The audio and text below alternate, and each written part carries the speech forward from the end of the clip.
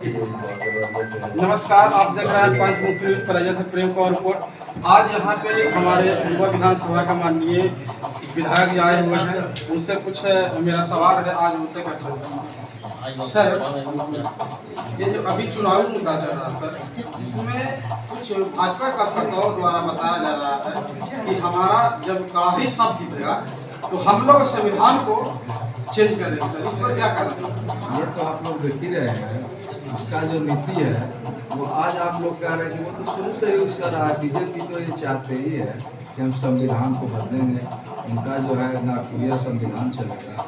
क्या जानते हैं कि वहाँ नागपुर में कभी तिरंगा झंडा फहराते देखे थे? ये तो समझना होगा। भाई देश के प्रधानमंत्री जी जब संसद में बोलते हैं कि संविधान हमको चेंज करना है, तो ये तो यहाँ पे भाई आपके जीतनराम मांझी जी और उनके वर्कर लोग कह रहे हैं कड़ाई से जिताइए, 400 पार लाइए कि हम संविधान को बदलेंगे, यानी कि अब संविधान नाम का चीज़ नहीं रहेगा। और हम लोग तो उसी की लड़ाई लड़ रहे हैं ना। एक तरफ संविधान बचाने वाले हैं और दूसरी तरफ संविधान को नष्ट करने वाले हैं। दो विचारधारा है। अब यहाँ की जनता को यह सवाल करना, अब समझ रहे हैं, जीवन सवाल है। यहाँ की जनता को निर्णय लेना है कि हम किसके पक्ष में रहेंगे, भाई संविधान बचाने वाले या संविधान को नष्ट करने वाले के साथ जाएंगे। यहाँ दो तरफ है। एक तरफ आप देख रहे हैं तेजस्वी जी भाई यहाँ कलम बांटने का काम कर रहे हैं, तो दूसरा लोग तलवार बांटते हैं। यह निर्णय लेना यहाँ के युवाओं को है, मतदाताओं को है कि हम कलम के साथ रहेंगे कि तलवार के साथ रहेंगे। भाई समझ रहे हैं ना कि 17 महीने में 17 साल बनाम 17 महीने तेजस्वी यादव जी ने जो 17 महीना में रिकॉर्ड 5 लाख युवाओं को रोजगार देने का काम किया, सरकारी नौकरी। उन्होंने 10 लाख का वादा किए थे। 5 साल अगर सरकार रहती तो 10 लाख का उससे भी ज़्यादा दिया जाता। हम लोग को सरकार नहीं बना, साझे की सरकार थी। उसके बाद भी 17 महीना में आज जो तेजस्वी यादव जी ने इतिहास रचे, यानी कि वो कलम बांटने का काम कर रहे हैं, समझ लीजिए कि रोजगार देने का काम कर रहे हैं, शिक्षा देने का काम कर रहे हैं। और एक तरफ लोग तलवार बांटने का काम कर रहे हैं, वो धर्म के नाम पर वोट मांगना चाहते हैं। ये तो जनता को समझना होगा। पहले से यहाँ पे सर जो 15 सदस्य संसद महोदय, अभी कोयल नहर के बारे में किसी प्रकार को सब प्रति या देखने को नहीं मिला सर, इस पर आप क्या कह रहे हैं? आप तो भाई उनके संसद जी के पास जा रहे हैं, हम तो प्रधानमंत्री जी को बोल रहे हैं कि 5 जनवरी 2019 को उन्होंने शिलान्यास किए थे उत्तर कोयल नहर परियोजना। भाई हम शिलान्यास कर रहे हैं, जबकि वह उद्घाटन होना चाहिए था तो शिलान्यास हो रहा था।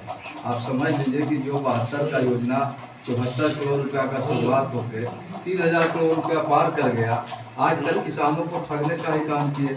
और वो तो झांसा वाली सरकारें हैं।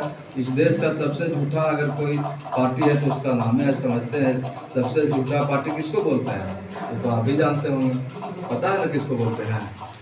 तब अब किसी से पूछ लीजिएगा कि भाई देश में सबसे झूठा पार्टी कौन है, तो बीजेपी। तो उत्तर कोयल नहर पे वो क्या बोलेंगे जब प्रधानमंत्री जी आके जहाँ उद्घाटन होना चाहिए था वहाँ अपना बोर्ड लगा के शिलान्यास करके गए और 2019 में गए और आज 23 बीत गया। तो पूछना चाहिए यहाँ के जनता के लोगों से, तो किसान को वोट ठगे, युवाओं को वोट ठगे और यहाँ के मतदाताओं को वोट ठगे। वो तो पहले ही बोले थे कि 2-2 करोड़ युवाओं को मैं रोजगार दूंगा, 15-15 लाख खाते में देंगे। कहाँ गया उनका? यही न करते, ये तो जुमला है। तो सरकारी जुमला का ये तो जनता को अभी जवाब देना चाहिए।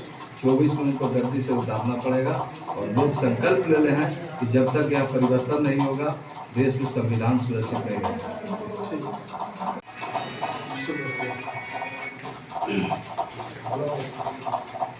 माननीय नरेंद्र मोदी जी का कहना है कि इस पार 400 पार, तो यहाँ पे आप जानते हैं कि 400 पार के मतलब क्या होता है? 400 को क्यों उपदेश दिया, ऐसा क्यों बोले?